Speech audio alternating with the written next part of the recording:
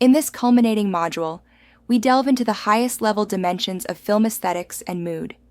We explore the synergistic fusion of visual form, narrative strategies, sound design, symbolic language, color psychology, and the subconscious cues that construct, amplify, or subvert emotional atmospheres within cinematic texts. Film is not merely a story told with moving images. It is a visceral, aesthetic experience designed to immerse, affect, and resonate with the spectator. The power of a film lies in its aesthetic architecture, which orchestrates mood as an emotional undercurrent that drives the viewer's perception, empathy, and memory. In this advanced exploration, we unpack cinematic grammar as a tool of emotional manipulation, discuss auteur stylization, and investigate the cultural and psychological mechanisms through which mood is received and interpreted. 2. Spectator mood construction, cognitive and affective pathways. Creating mood is not a passive act. Filmmakers sculpt the audience's emotional trajectory by applying affective cues to elicit specific responses. These responses are triggered through temporal expectation, the anticipation of events, visual tension, asymmetrical framing, chiaroscuro lighting, auditory unease, ambient sound, drone effects, narrative pacing. The tempo of unfolding story beats facial close-ups, inviting identification and mirroring symbolism. Objects or colors with loaded cultural meanings. Modern film theory, particularly from cognitive film studies, like the work of Carl Plantinga or Noel Carroll, suggests that affective meaning emerges not just from content, but how that content is presented.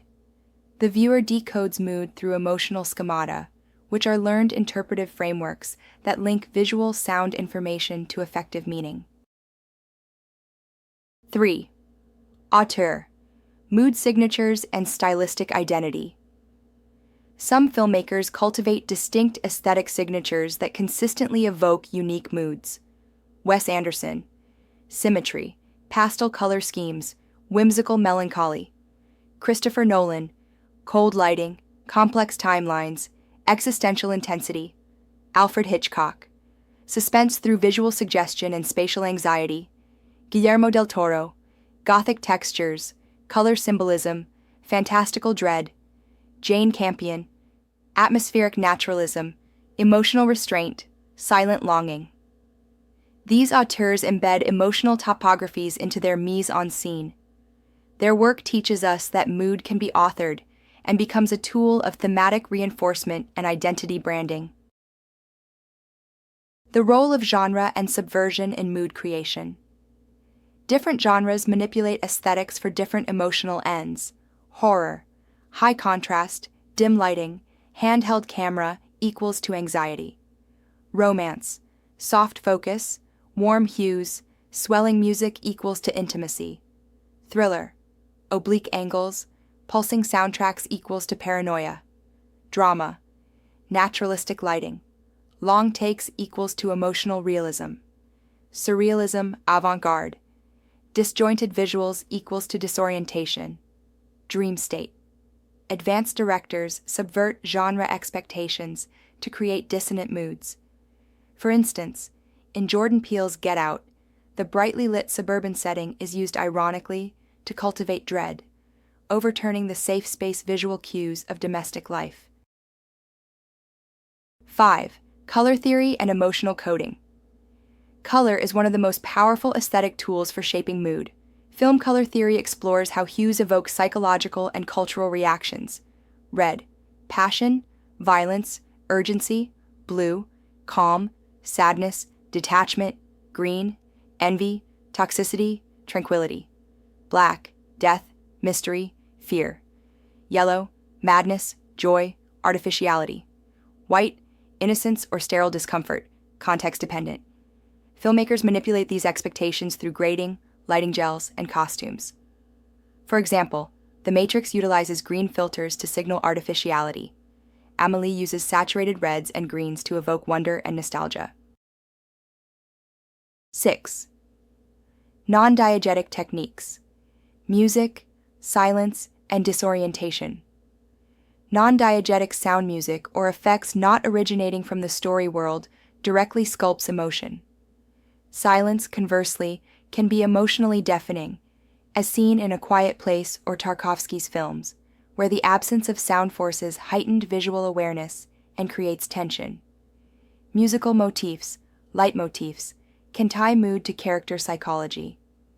Repetition and variation of sound cues anchor emotional evolution, while abrupt music shifts jar expectations and generates unease.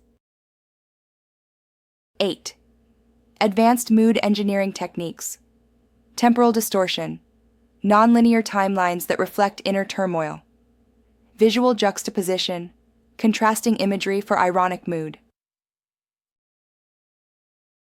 Metaphoric space, environment symbolizing emotional states, e.g., rain equals to sadness, confinement equals to anxiety.